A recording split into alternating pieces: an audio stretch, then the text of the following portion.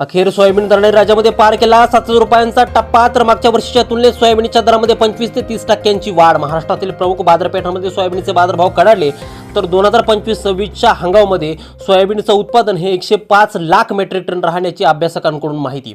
सोयाबीनच्या आवकेमध्ये नोव्हेंबर महिन्यापासून त्या ठिकाणी घट झाली। तर सोयाबीनचं तेल असेल किंवा सोयाबीनचा बाजारभाव जो असेल त्यामध्ये मोठ्या प्रमाणामध्ये त्या ठिकाणी यावर्षी बदल झाला आहे आणि त्याचाच परिणाम म्हणून जे काय सोयाबीनचे बाजारभाव आहे ते आता वाशिम बाजार समितीमध्ये 7245 रुपयापर्यंत त्या ठिकाणी पोहोचलेले आहे। हा यावर्षीचा सर्वाधिक भाव त्या ठिकाणी मानला जातोय। त्यामध्ये जो काय पेरणीचा हंगाम आहे आता हा हंगाम देखील 1 महिन्यावरती आला असल्यामुळे शेतकऱ्यांची जी काय लगबग आहे ती आता बियाणे खरेदीसाठी त्या ठिकाणी सुरू झालेली आहे आणि म्हणूनच बियाणे खरेदीच्या पार्श्वभूमीवरती देखील सोयाबीनच्या दरामध्ये मोठा बदल त्या ठिकाणी अपेक्षित आहे आणि म्हणूनच हे जे काय वाढलेले दर आहेत हे वाढलेले दर त्या ठिकाणी नेमके कधी स्थिरावणार किंवा यापेक्षा अजून दर किती वाढणार याविषयीचं सविस्तर अपडेट व्हिडिओच्या माध्यमातून आपण जाणून घेणार आहोत। त्यामुळे व्हिडिओ अगदी शेवटपर्यंत काळजीपूर्वक पहा आणि चॅनलवरती जर नवीन असाल तर चॅनल सबस्क्राइब देखील करा। शेतकरी बंधूंनो, आपण जर का पाहिलं तर सोयाबीनचे बाजारभाव हे मागणी आणि पुरवठा या गणितावरती अवलंबून जरी असले तरी सोयाबीनची नेमकी आवक किती आहे, याशिवाय सोयाबीनची निर्यात, सोया तेलाची जी काय आयात आहे ती नेमकी किती आहे, या सर्व गोष्टींवरती सोयाबीनचे बाजारभाव हे त्या ठिकाणी अवलंबून असतात।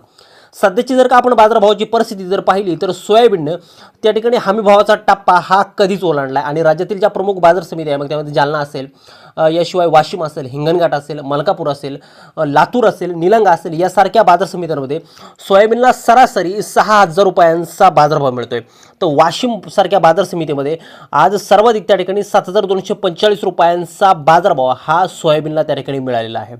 एकंदरीतच या पाठीमागची कारणं देखील आपण त्या ठिकाणी लक्षात घेतली पाहिजे। त्यामधले पहिले जे काय कारण आहे ते म्हणजे नोव्हेंबर महिन्यापासून सोयाबीनच्या जी काय आवक आहे त्या आवकेमध्ये त्या ठिकाणी घट झाली होती, कारण उत्पादन हे जे काय आहे तो उत्पादन सोयाबीनचं यावर्षी कमी झालं होतं आणि म्हणून मध्यंतरीच्या काळामध्ये सोयाबीनची आयात देखील त्या ठिकाणी करावी लागत होती।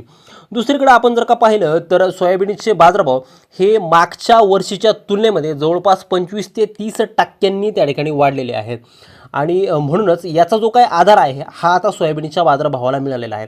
एकंदरीत सरासरी जे काय बाजारभाव आहे ते सोयाबीनचे ते आपण जर का पाहिलं तर 5500 ते 6000 रुपयांच्या दरम्यान सोयाबीनचे बाजारभाव हे आता खेळत आहे। फक्त मार्च महिन्यामध्ये सोयाबीनच्या दरामध्ये तब्बल 6 ते 10% वाढ त्या ठिकाणी नोंदवली गेली आहे आणि या वाढीची पाठीमागची जी काय कारणं आहे ती त्या ठिकाणी विविध त्या ठिकाणी मानली जातात। यामुळे प्रामुख्याने आपण जर का पाहिलं तर जे काही युद्ध असेल, याशिवाय आयात निर्यात असेल, याशिवाय त्या ठिकाणी सोयाबीनची निर्यात आणि सोयाबीनची निर्मिती आणि सोयाबीनचं जे काही तेल आहे याची शिवाय जी काय आयात आहे तर या सर्व गोष्टींच्या पार्श्वभूमीवरती सोयाबीनला बाजारभाव हे त्या ठिकाणी काढलेले आहे। दुसरीकडे आपण जर का पाहिलं तर सोयाबीनपासून सोयापेंडचं आणि सोया तेलाचं उत्पादन हे त्या ठिकाणी केलं जातं आणि सोयापेंडला भारताच्या ही त्या ठिकाणी जगभरातून मागणी असते।